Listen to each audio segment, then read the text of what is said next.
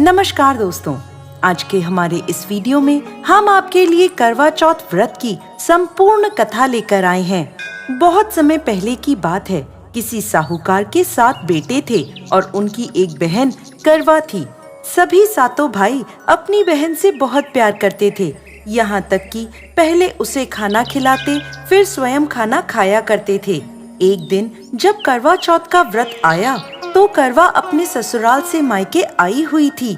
शाम को जब भाई खाना खाने बैठे तो अपनी बहन से भी खाने का आग्रह करने लगे, लेकिन बहन ने बताया कि आज उसका करवा चौथ का निर्जला व्रत है और वह खाना चंद्रमा को अर्घ देकर ही खाएगी।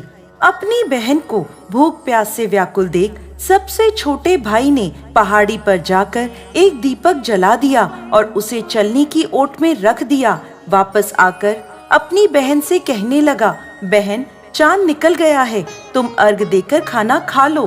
करवा भागी भागी अपनी भाभियों के पास गई और कहने लगी, भाभी चलो चांद निकल गया, अर्घ देकर खाना खाते हैं। भाभियां सारी बात जानती थी। वो बोली, बाईसा अभी आपका चांद निकला है, आप अर्घ देकर खाना खा लो, हमारा चांद निकलने में अभी समय है। करवा भोली भाली भाभियों की ये बात नहीं समझ पाई और चांद को अर्घ देकर खाना खाने बैठ गई।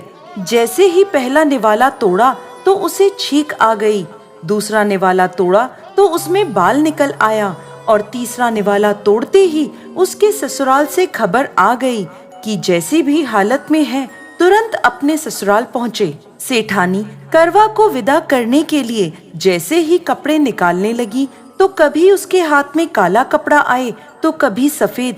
ये देखकर सेठानी को बहुत चिंता हुई और वह करवा से बोली, बेटा रास्ते में जो भी मिले उन सबके पैर छूती जाना। जो भी तुझे बूढ़ सुहागन होने का आशीर्वाद दे तो वहीं अपने पल्ले में गांठ बांध लेना। माँ की ये बात सुनकर करवा अपने ससुराल के लिए निकल गई। रास्ते में जो भी मिला करवा उन सबके पैर छूती गई। सभी उसे खुश रहो सुखी रहो यह आशीर्वाद देते रहे, लेकिन किसी ने भी उसे बूढ़ सुहागन होने का आशीर्वाद नहीं दिया। अब करवा जैसे ही अपने ससुराल पहुंची तो घर के आंगन में छोटी ननद खेल रही थी। करवा ने जैसे ही ननद के पैर छुए तो वो बोली, खुश रहो सुखी रहो बूढ़ सुहागन हो, दूधो नहाओ पूतो फलो। छोटी ननद के ऐसा आशीर्वाद देते ही करवा ने अपने पल्ले पर गांठ बांध ली। जैसे ही वो अंदर गई तो देखती है आंगन में उसके पति का शव रखा था और उसे ले जाने की तैयारी की जा रही थी। यह देखते ही करवा रोने लगी, विलाप करने लगी और कहने लगी, मैं इन्हें कहीं नहीं ले जाने दूंगी, इन्हें कहीं मत लेके जाओ। जब कोई भी उसकी बात नहीं माना तो वो बोली, मैं भी इनके साथ चलूंगी। सभी ने विचार किया कि साथ में ले चलते हैं इसको। सभी के साथ करवा शमशान घाट पहुंच गई। जब पति के अंतिम संस्कार का समय हुआ तो वह बोली, मैं इन्हें नहीं जलाने दूंगी।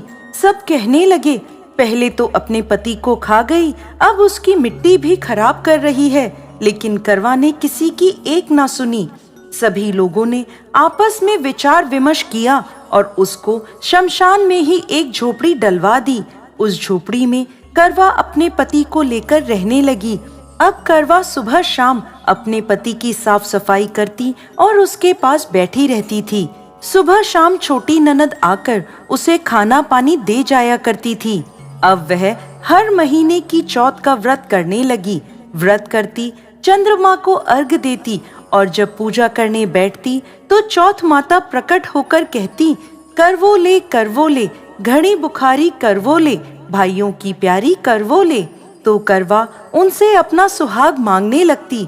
हर महीने की चौथ माता उससे कहती, तेरा सुहाग हमने नहीं, सबसे बड़ी चौथ माता ने लिया है, उनसे अपना सुहाग मांगना। ऐसे करते करते अश्विन की चौथ आई तो करवा उनसे कहने लगी, माता मैं 12 महीने से यहाँ बैठी चौथ का व्रत कर रही हूँ, अब तो मुझे मेरा सुहाग वापस लौटा दें। तब अश्विन की चौथ माता करवा से कहने लगी, तेरा सुहाग हम नहीं लौटा सकते, तुझसे बड़ी कार्तिक की चौथ माता नाराज हैं। यदि तू अपने पति के प्राण वापस चाहती है तो उनके पैर पकड़ लेना और उनके पैर छोड़ना मत। 16 श्रृंगार का सारा सामान तैयार रखना। ऐसा कहकर चौथ माता अंतर्ध्यान हो गईं। जब कार्तिक की बड़ी चौथ आई तो करवा ने अपनी छोटी ननद से 16 श्रृंगार का सुहाग का सारा सामान मंगवाया। जब ननद ने जाकर माँ को यह बात बताई तो सास बोली, पागल हो गई है, जो मांगती है दे आओ। छोटी ननद सुहाग का सारा सामान लाकर करवा को दे देती है। अब वह करवा चौथ का व्रत रखती है, चंद्रमा को अर्घ देती है और जैसे ही जोत करी तो चौथ माता उसके सामने प्रकट हुई और कहने लगी, करवो ले, घनी बुखारी करवो ले, 7 भाइयों की प्यारी करवो ले, दिन में चांद उगाने वाली करवो ले।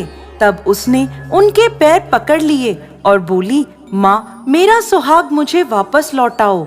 ये सुन चौथ माता बोली, अरे तू तो बहुत भूखी है, 7 भाइयों की प्यारी है, तुझे सुहाग का क्या काम। तो करवा कहने लगी, नहीं माता, मुझसे बहुत बड़ा पाप हो गया, मेरे सुहाग को मुझे वापस लौटा दो माता। मैं आपके पैर तब तक नहीं छोड़ूंगी जब तक आप मेरा सुहाग मुझे वापस नहीं लौटाती। यह सुनकर चौथ माता ने करवा से एक एक कर सुहाग का सारा सामान मांगा और करवा उन्हें सारा सुहाग का सामान एक एक कर देती गई। तब चौथ माता उससे कहने लगी, तुझे जरूर व्रत करने की सारी विधि सब बात कोई समझा के गया है। तो करवा कहने लगी, माता मुझे तो हालात ने सब कुछ समझा दिया है, आप बस मेरा सुहाग मुझे वापस लौटा दें। तब चौथ माता ने अपनी आंखों से काजल निकाला, उंगलियों से मेहंदी और मांग से सिंदूर निकालकर उसे करवे में घोल दिया और उस जल से उसके पति को छींटा लगाया। छींटा लगते ही उसका पति जीवित हो गया। जाते जाते चौथ माता उसकी झोपड़ी पर लात मार गई, जिससे उसकी झोपड़ी महल में बदल गई। करवा के सब सुख आनंद हो गया। शाम को जब छोटी ननद भाभी के लिए खाना लेकर आई तो देखती है कि भाभी की झोपड़ी तो कहीं है ही नहीं, उसकी जगह एक बड़ा सा महल खड़ा है। उधर करवा खिड़की में बैठी छोटी ननद के आने की प्रतीक्षा कर रही थी। छोटी ननद को आता देख करवा दौड़ी दौड़ी उसके पास गई और कहने लगी, देखो बाईसा, आपका भाई जीवित हो गया। घर जाओ और माता जी से कहो कि गाजे बाजे के साथ हमें लेने आए। छोटी ननद दौड़ी दौड़ी माँ के पास गई और कहने लगी, माँ भाई जीवित हो गया। माँ कहने लगी, अब तक तो वो भाभी ही थी, अब तेरा भी उसके साथ साथ दिमाग खराब हो गया है। तो वह बोली, नहीं माँ, मैंने अपनी आंखों से देखा है, भाई जीवित हो गया है। ये सुन माँ और बेटी दोनों गाजे बाजे के साथ अपने बेटे और बहू के पास पहुँचे। बेटे को जीवित देख सास बहू के पैर छूने लगी और बहू सास के पैर छूने लगी और कहने लगी, माताजी देखो आपका बेटा जीवित हो गया। तो सास बोली, बहू मेरा बेटा नहीं, तेरा पति जीवित हो गया।